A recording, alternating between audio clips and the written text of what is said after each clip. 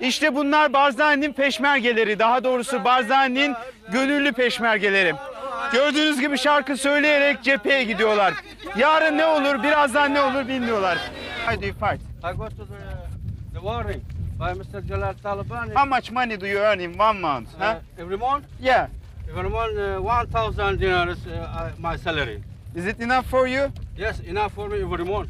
Şimdi Kuzey Irak'a geçiyoruz. Kuzey Irak'ta gündemden bir türlü düşmüyor. Talabani ile Barzani arasında hem savaş sürüyor hem de bir uzlaşı aranıyor. Her gün ekranlarınızda savaşan peşmergeler görüyorsunuz. Hiç kendi kendinize kimdir bu adamlar? Kaç para kazanıyorlar, ne yerler, ne içerler diye sordunuz mu? Biz sorduk. Cüneyt Özdemir savaşı bir kenara bıraktı ve peşmergelerin Kuzey Irak'ta ezilen insanların arasına girdi. Ve inanılmaz manzaralarla karşılaştı. Kuzey Irak'taki gelişmelere 32. gün farkıyla baktı.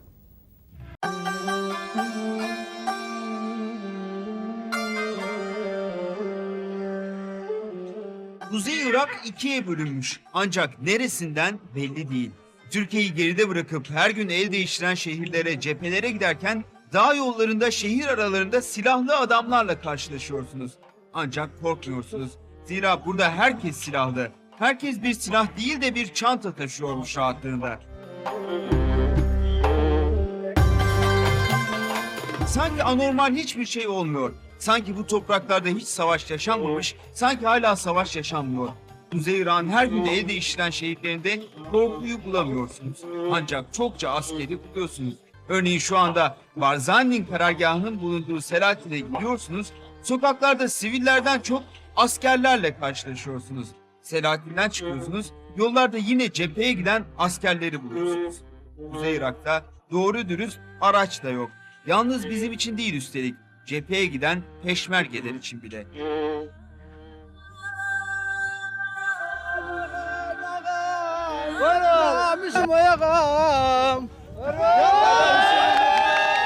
İşte bunlar Barzani'nin peşmergeleri, daha doğrusu Barzani'nin gönüllü peşmergeleri. Gördüğünüz gibi şarkı söyleyerek cepheye gidiyorlar. Yarın ne olur, birazdan ne olur bilmiyorlar. Ama savaşmak burada onlar için gerçekten bir yaşama biçimi.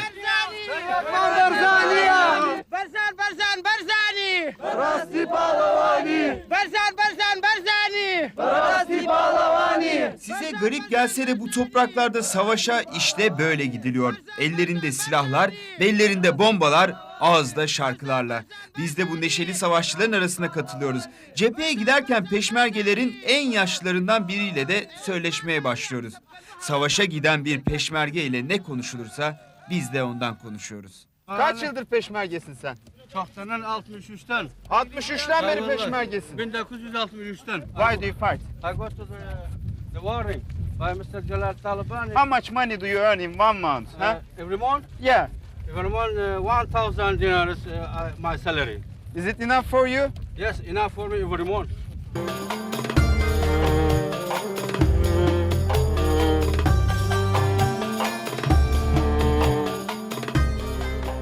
Irak dinarı yaklaşık 30 Amerikan doları ediyor. Yani 1963'ten bu yana farklı düşmanlara, farklı ordulara karşı savaşan, Saddam'la, İran'la, Talabani ile çarpışan bir peşmerge ayda yalnızca 3 milyon Türk lirası kazanıyor. Buna rağmen Kuzey Irak'ta en kazançlı meslek yine de peşmerge olmak. Zira kime karşı, kimin tarafında olursa olsun cepheler el değiştiriyor ancak savaşlar hiç bitmiyor.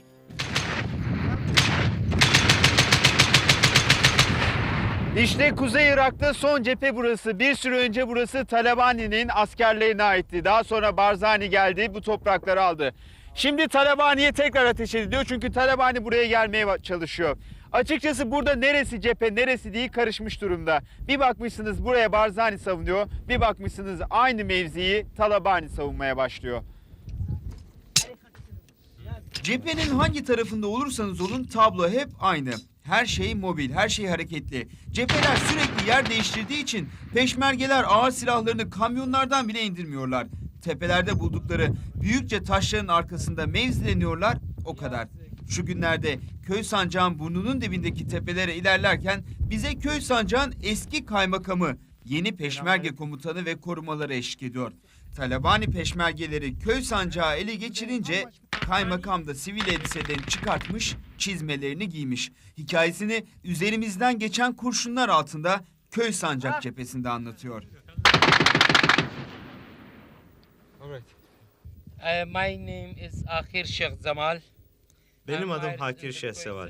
Köy sancağın kaymakamıydım. Ama Talabani saldırınca ben de onlara karşı savaşmaya başladım. Ailemi, çocuklarımı geri bölgelere götürdüm. Köy sancağı alınca tekrar geri getireceğim. Artık ne zaman olur bilemem.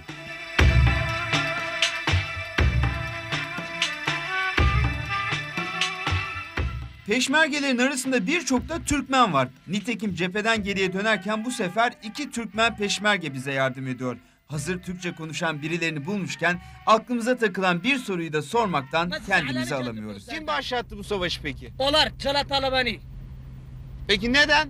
Vallahi bilmiyorum. Neden savaştığını bilmez mi insan ya? Vallahi.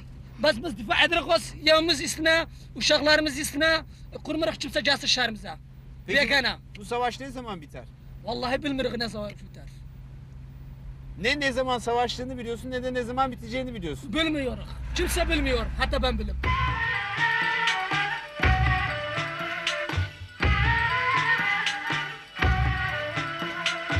Eğer bir arabanız varsa ve ite kaka da olsa çalıştırabiliyorsanız cepheden Erbil'e dönerken yollarda göç eden insanları görüyorsunuz.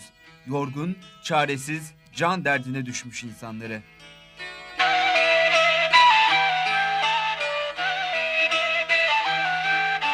Burası Erbil. En son Barzani kuvvetlerinin elinde. Ancak Talabani de şimdiden kapıya dayandı. Önümüzdeki günlerde silahlardan arındırılması konuşuluyor bu şehrin. Ancak şimdilik insanlar silahların gölgesinde yaşıyor. Irak'taki şehirler el değiştirdiğinde tek değişen devlet dairelerindeki memurlar. Şehrin hakimi devlet dairelerinin de hakim oluyor. İlk iş kendi yandaşlarını buralara yerleştiriyor. Arabadan inip Erbil'in arka mahallelerine girdiğimizde ise havada korkunun değil, açlığın nefesini duyuyorsunuz. Sizleri iki arada bir derede kalmış insanların öfkeli elleri, sesleri ve gözyaşları karşılıyor. Bununla da kalmıyorlar. Gerçek tabloyu göstermek için sizleri kolunuzdan tutup evlerine sürüklüyorlar. Aynı dili konuşamasanız da neler anlatıldığını çok iyi anlıyorsunuz. مسعودي نجلالي يوم انا ناوبتي يا دولة بجامنا يا سلمان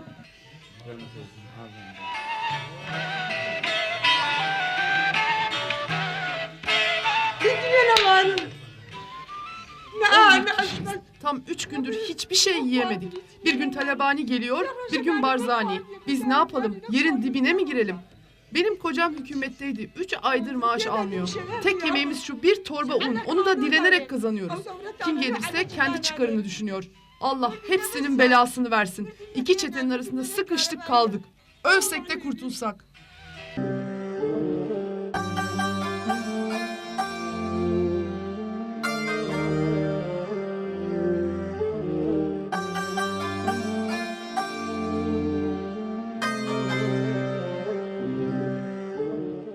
Battıktan sonra Kuzey Irak'taki bütün şehirlerin sokaklarına bir karanlık çöküyor. Birçok yerde elektrik yok zaten. Olanlardaysa halk elini ayağını çekiyor sokaklardan. Şehirlerin hakimleri kimse onlar çıkıyorlar ve sokak aralarına çeşitli kontrol noktaları koyuyorlar. Burası Erbil. Buranın şimdiki hakimi Barzani. Dünkü Talabani'ydi. Ondan önceki yine Barzani'ydi. Yarın kim olur hiç belli değil. Burası kayıp bir şehir. Burası kayıp bir ülke. Burası Kuzey Irak. Seri komandani